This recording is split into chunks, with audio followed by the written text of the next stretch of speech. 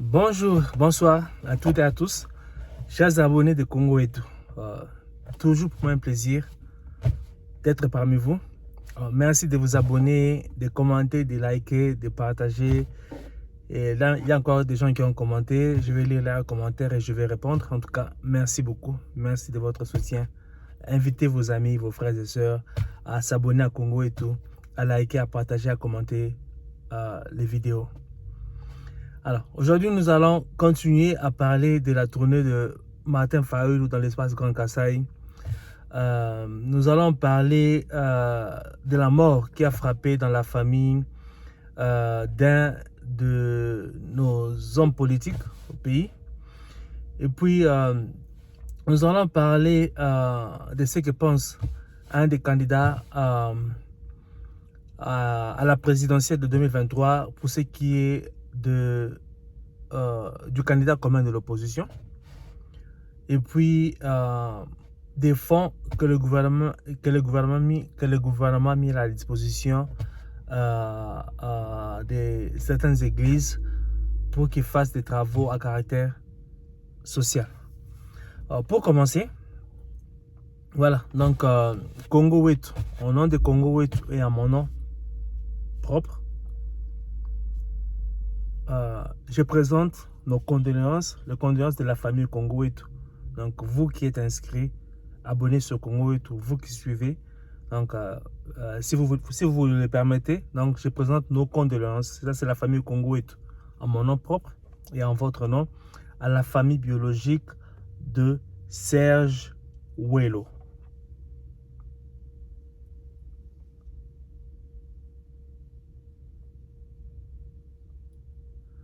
Je m'excuse, de Serge Ouello. Alors, la nouvelle est tombée aujourd'hui. Décès ce matin à Brazzaville de Serge Boni Ouello, l'ancien responsable de la jeunesse du parti de Martin Fayulu. Il avait quitté en juin dernier les CID pour rejoindre Mukwege. Que son âme repose en paix.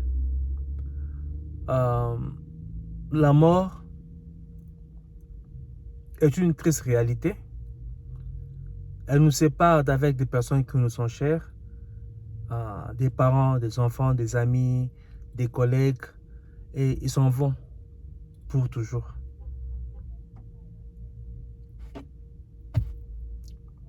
Plus moyen de leur parler, plus moyen de jouer avec eux, plus moyen de leur raconter des histoires. Ils partent. La mort, c'est vraiment une triste réalité. C'est, à mon avis, à mon humble avis, c'est la première ennemie de l'homme, la mort. Donc, Serge Ouello nous a quittés. Il est parti. Selon certains commentaires, il aurait fait un AVC au Congo-Brazzaville.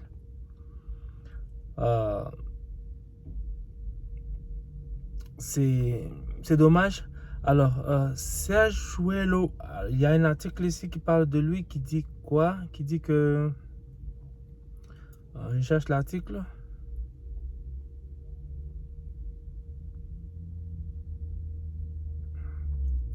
Voilà. Serge Ouello, le résistant qui a défié Kagame à Montréal, décédé ce dimanche à Brazzaville. Il a été brave pour défier Kagame. Il a été brave.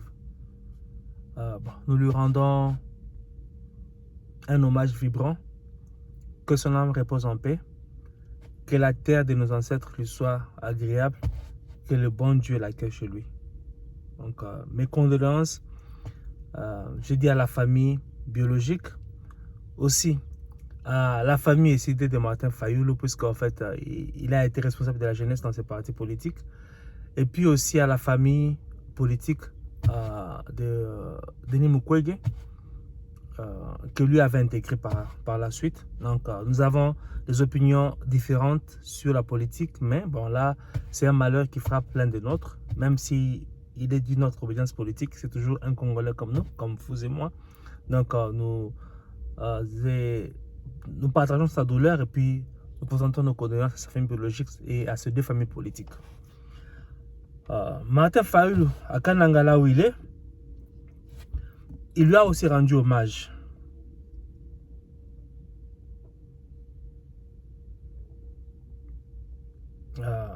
Permettez-moi de trouver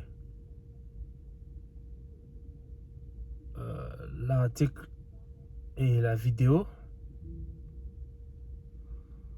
Alors, Esside pleure Serge Ouello.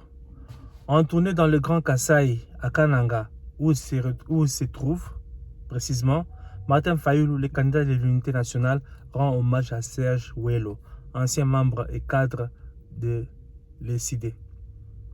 Ils lui ont rendu hommage et voilà, il y a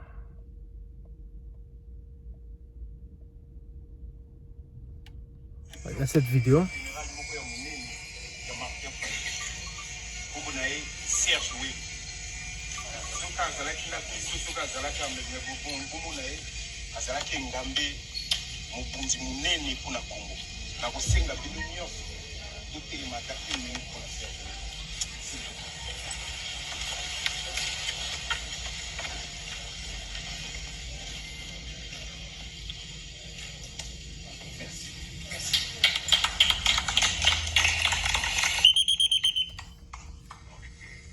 Voilà, donc nous n'avons pas eu de vidéo du côté de Dr Mukwege lui rendant hommage. J'espère que nous allons les avoir bientôt.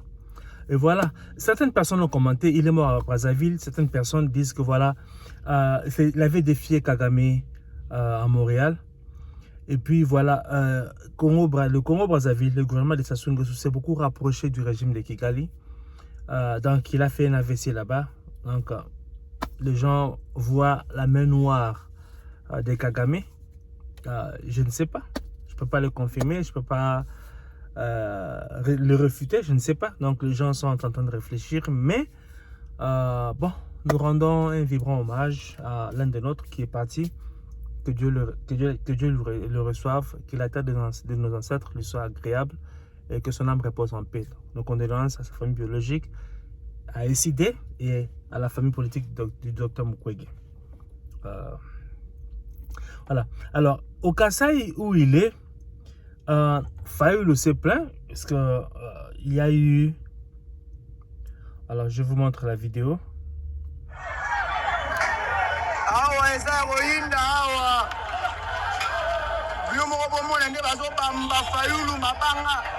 C'est Martin Fayoulou Madidi. De bazoboya ye na Kasai. Baje na Kasai baboyi Martin Fayoulou. Bino moko botala ba image. Baje na Kasai baboyi Martin Fayoulou. Alobino Martin Fayoulou Madidi. Voilà, bon, nous condamnons la violence. La violence n'est pas une bonne chose. Je pense que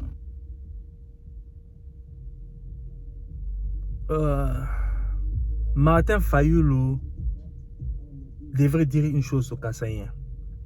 Rappelez-vous de ce qui s'est passé après la publication des résultats des élections en 2018. Certains Kassaïens, précisément de Luba, ont connu ce qu'ils ont connu dans certains coins du Congo. Et dans certains coins où Fayoulou clame ses origines. C'est passé, mais je pense qu'il y a des personnes qui sont encore dans cette douleur-là, de ce qui s'est passé. Ils ont perdu leurs frères, ils ont perdu leurs sœurs, ils ont perdu leurs parents. Je suis un père et ça fait mal à un parent de perdre son enfant. Ça fait très mal à un enfant de perdre son parent. Et si cet enfant est petit, qui grandit toute sa vie sans son parent, sans la personne qui aurait pu se battre pour son avenir, sans la personne qui aurait pu se réveiller le matin, aller travailler dur pour se rassurer que l'enfant va manger, l'enfant aura de quoi se vêtir, ça fait mal. Bon, je ne vais pas remuer cette plaie-là, mais je vais dire que Fayoulou devrait saisir cette occasion-là pour penser ces blessures-là. Dire que voilà, bon, ce qui s'est passé, c'est passé. Bon, lui, je ne l'ai jamais entendu donner un mot d'autre dans ce sens-là. C'est sûrement des fanatiques, des gens qui ne comprennent pas que nous sommes des Congolais, que nous pouvons avoir des visions ou des opinions politiques différentes, mais nous restons dans la famille congolaise. Donc ça ne sert à rien de nous faire du mal, de nous tuer, parce que voilà, tel a gagné ou tel n'a pas gagné. Donc c'est pas ça. Donc je n'ai jamais entendu dire ça.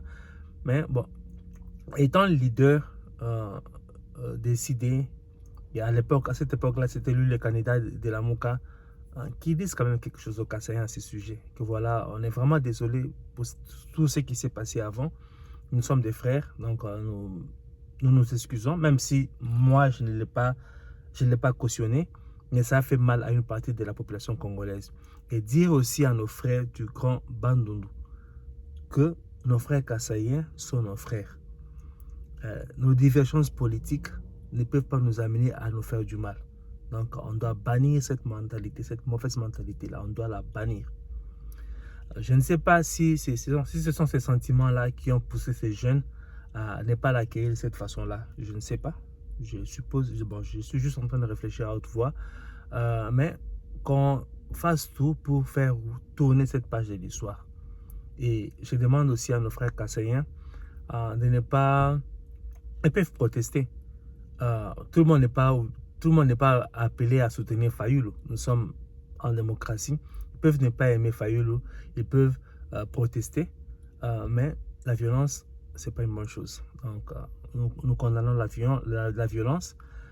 Mais si c'est par rapport au fait qu'ils ont perdu les leurs il y a longtemps, nous comprenons ces blessures, mais nous leur demandons de ne pas faire usage à la violence. Donc, nous demandons vraiment la Mouka dans le temps, parce que c'était la Mouka, et donc faire quelque chose dans ce sens-là, pour penser les blessures.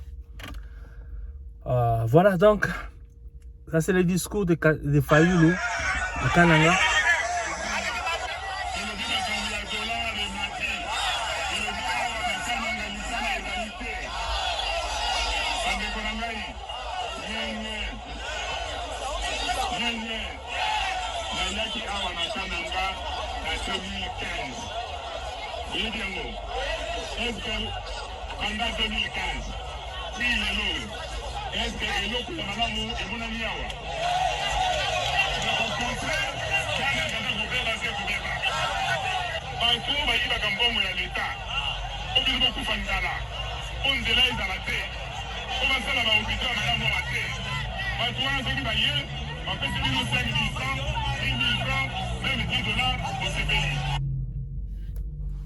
Voilà, ça c'est le discours de l'opposant en train de tacler indirectement le régime de Fachi.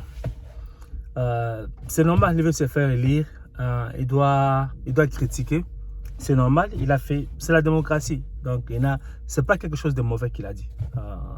Mais je ne dis pas que ce qu'il a dit est vrai. Je dis qu'en tant qu'opposant, c'est normal qu'il tienne de tels discours. C'est normal. Mais ce qu'il a dit n'est pas vrai, parce qu'il y a beaucoup de choses qui sont faites dans l'espace Grand Kasaï. Il y a des écoles qui sont construites, il y a des hôpitaux, il y a des aéroports. Vous savez, à un moment, on a parlé de la famine qui avait touché le Grand Kasaï. On n'en parle plus aujourd'hui. Et en ce moment-là, c'était aussi parce qu'il y avait de la manipulation, selon ce qu'on avait appris du côté du FCC, qui faisait en sorte que la population kassaïenne soit affamée pour qu'elle vomisse Félix Tshisekedi. Mais ça n'avait pas marché. Donc voilà, il est en train de faire sa tournée dans le Grand Kasaï, qui est considéré comme le fief du chef de l'État de Félix Tshisekedi. Il est courageux pour cela. Il n'y a pas beaucoup d'hommes politiques qui vont oser cela, puisque ça c'est le fief supposé ou considéré de Félix Tshisekedi. Alors, pour la campagne présidentielle, l'Union sacrée se prépare. Alors, je vous montre ça.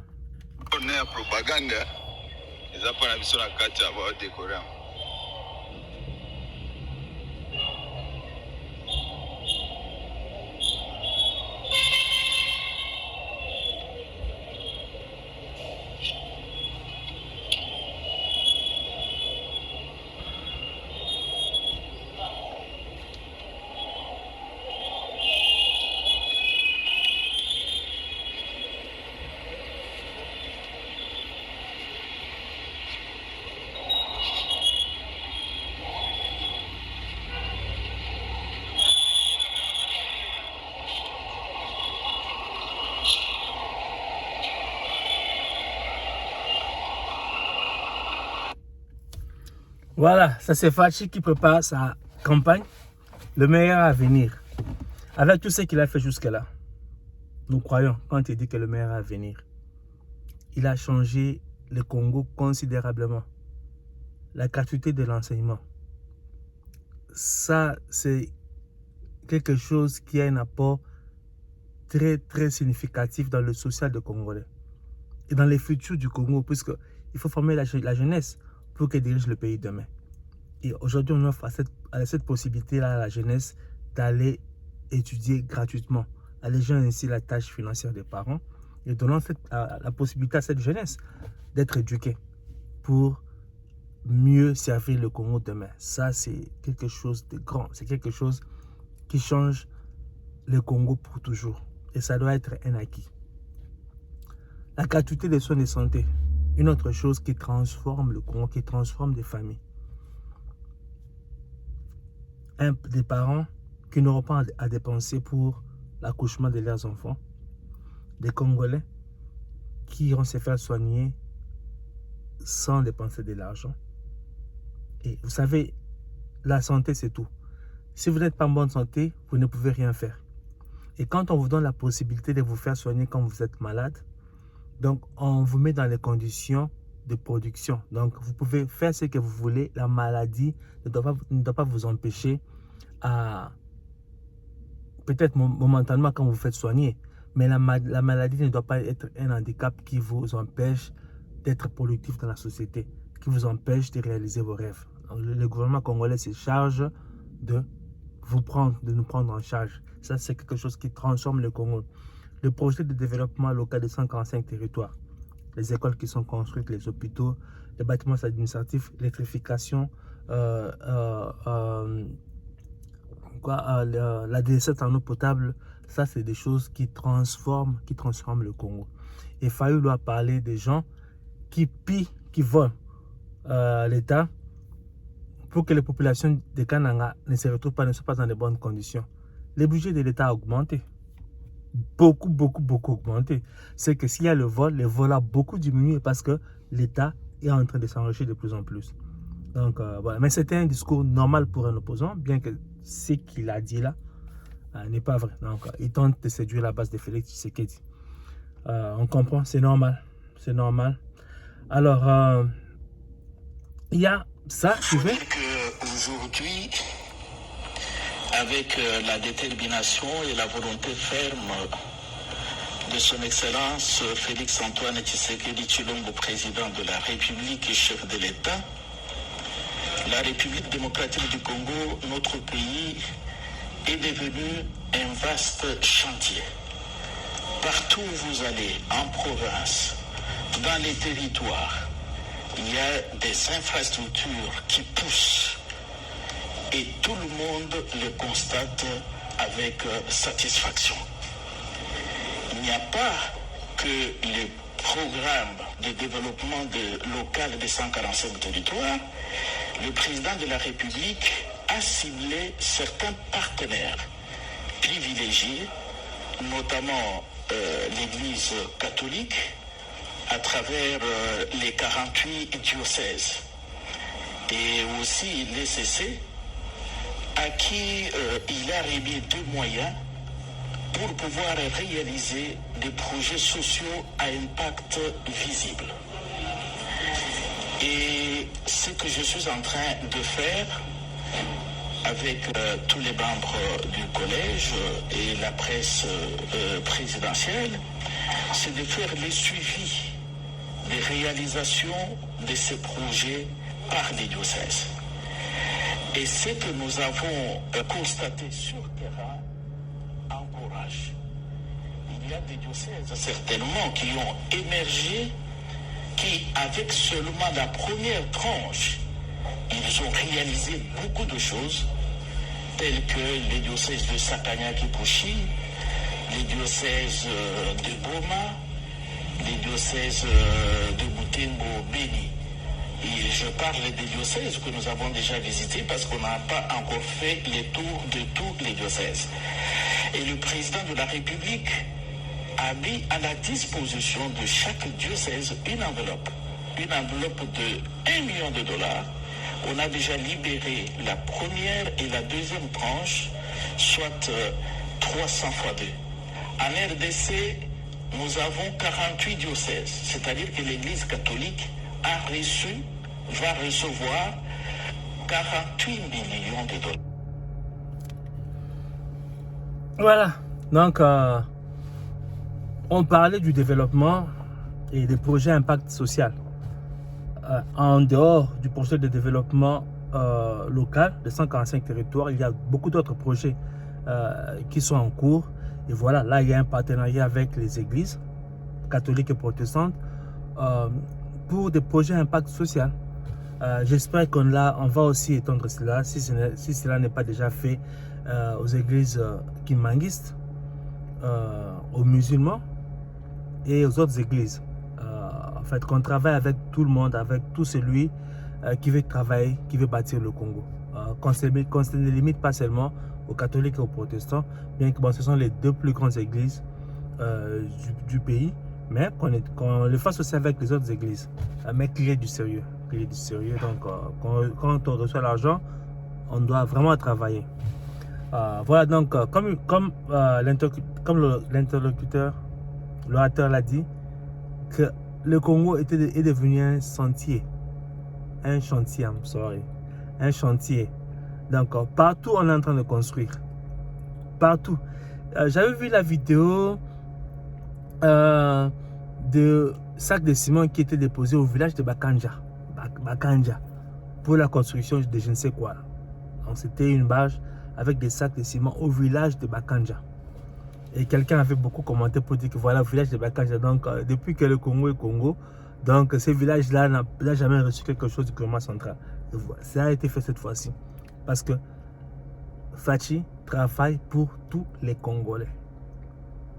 Il est le président de tous les Congolais et il travaille pour tous les Congolais. Alors, face à cela, qu'est-ce que l'opposition doit faire? Aller contre Fachi aux élections en ordre dispersé ou se choisir un candidat commun? Il y a... je vais les lire.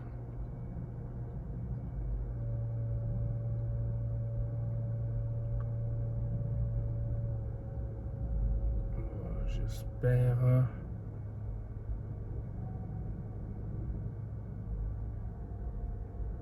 je m'excuse, donnez-moi une seconde.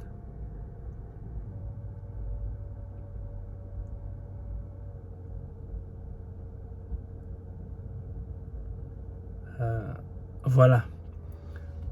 Présidentielle en RDC. Pour battre M. Tshisekedi, il n'y a pas besoin d'une candidature commune. Ça, c'est Délice et Sanga. Pour battre Fachi, on n'a pas besoin d'une candidature commune.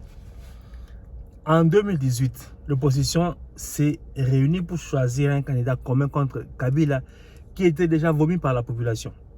On nous tuait à l'Est, il ne faisait rien du tout. L'économie du pays n'était pas bonne, la condition sociale des Congolais n'était pas bonne. On a choisi un candidat commun pour lui faire face. Et maintenant, on veut aller contre Félix avec tout ce qu'il a réalisé, avec une plateforme importante comme l'Union Sacrée. On veut aller contre lui en ordre dispersé. Déjà dans le sondage, il est à 77%. Celui qui vient après lui, Katumbi, est à 12%, Fayoulou à 7%, Mukwege à 3%. Lui-même, c'est ça. Donc, on ne l'a même pas mentionné parce qu'il est vraiment très bas dans le sondage. Et avec tout ce que Fachi a fait, lui pense que l'opposition doit aller contre Fachi en ordre dispersé. Bon, chacun est libre de ce qu'il peut faire, de ce qu'il veut faire, je veux dire. Mais bonne chance à l'opposition. Je sais que même si l'opposition trouvait un candidat commun, ça ne sera pas facile de battre Fachi. Fachi aura un autre mandat.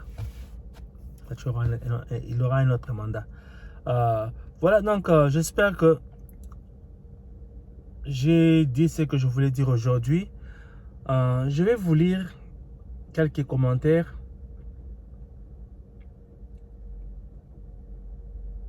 Ça, c'est par rapport à l'émission que j'ai faite hier. Fayoulou à Chikapa. Si Katumbi perd à la présidentielle, quel sera son futur? Alors, il y a Célestin Geleka qui commente. Il dit: merci beaucoup pour des conseils sur la tolérance que nous devons avoir les uns vis-à-vis des autres et à propos de nos opinions différentes. Voilà, j'ai liké le commentaire. Merci beaucoup Célestin, merci pour ces compliments. Je l'ai dit toujours que nous sommes des Congolais, des sœurs et frères congolais.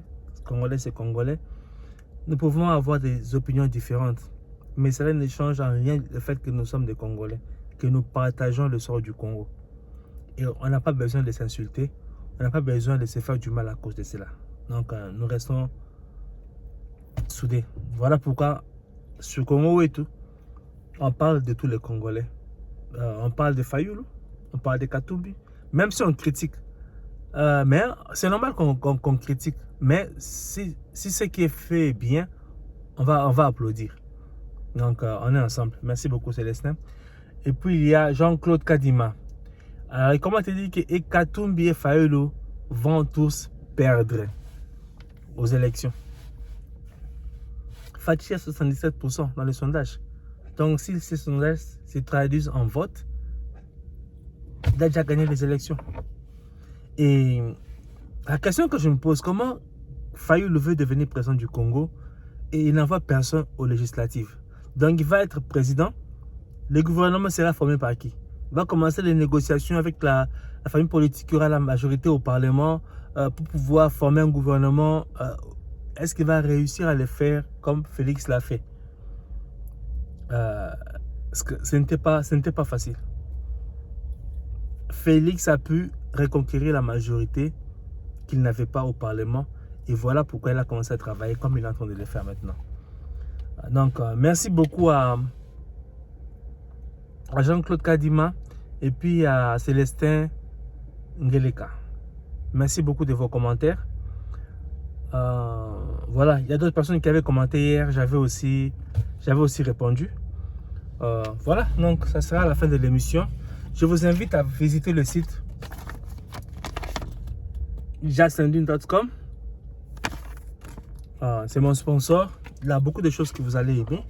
Et merci de vous abonner, d'inviter vos frères, vos soeurs à s'abonner aussi. Merci de commenter, merci de liker. On est ensemble, on est ensemble, on est ensemble. Vive le Congo. J'ai oublié de mentionner juste une chose. La guerre à l'est du Congo, c'est que les M23 ont encore perdu beaucoup d'hommes du côté de Kichanga. Ils ont perdu beaucoup d'hommes. Selon certaines informations, il y a une sorte de rébellion qui va aussi commencer là-bas parce qu'en fait, on est en train d'aller prendre surtout les Hutus dans les villages de Abiyarimana pour les envoyer au front. Donc, il y a tous ces parents-là qui sont en train de perdre leurs enfants. Il y a certains Tutsis aussi que nous voyons capturés par l'armée congolaise. Donc, il n'y a pas que les Hutus qui sont envoyés au front. Je ne veux pas ici chercher à confronter les Hutus et les Tutsis. Pas du tout. Moi, je ne fais pas ces histoires-là. Je veux que tout le monde vive en paix, comme des frères et des sœurs. Je suis juste en train de dire ce que j'aurais appris. Il y a plus de Hutus qui sont pris de force envoyés au front. Il y a aussi des Tutsis qui sont envoyés au front. Alors les gens perdent la vie et les familles de ces jeunes demandent des comptes au gouvernement parce que officiellement le Rwanda n'est pas en guerre. Qu'est-ce qui fait que les officiers rwandais, les militaires rwandais sont en train de mourir au Congo? Alors, quand les familles disent ça, il y a James Kabarebe qui leur a dit que voilà, ils doivent être ensemble parce qu'ils ont commis du désordre, du boucan dans la sous-région. Et en fait, ça va être difficile pour eux d'être accueillis ailleurs, que ce soit au Congo, surtout pas chez nous, au Burundi, en Ouganda, même en Tanzanie. Donc, ça va être difficile. Donc, qu'ils ne se posent pas beaucoup de questions, qu'ils soient ensemble, même si leurs frères et leurs soeurs sont en train de mourir au Congo, alors que le Rwanda n'est pas en guerre. Et tout cela, c'est parce que Kagame veut piller les ressources du Congo au lieu de prendre la main tendue par Félix pour travailler avec le Congolais. Donc, j'ai mentionné cela. Merci beaucoup. Donc, bonne fin de week-end à tous et bon début de semaine à vous tous. Donc, soyez productifs au travail, à l'école, dans les affaires, dans vos familles, dans tout ce que vous allez faire. Ça, c'est la bénédiction de Congo Wetu. Donc, on est ensemble.